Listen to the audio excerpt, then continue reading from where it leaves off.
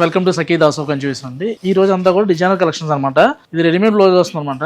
Blouse కూడా చూసామంటే మనకి ఫుల్ హ్యాండ్స్ వస్తుంది, అప్లిక్ ప్యాచ్ స్టైల్లో వర్క్ వస్తుంది అనమాట. షిఫాన్ క్రేప్ లో బోర్డర్ అంతా కూడా పోల్ స్కాలప్ బోర్డర్ వస్తుంది.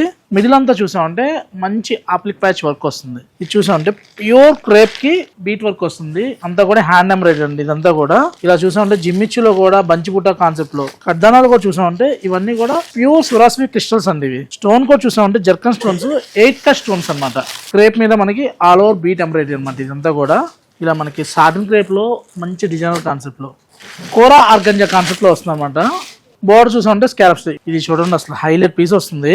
షోల్డర్ పార్ట్ లో చూసామంటే మంచి హెవీ డిజైన్ వస్తుంది.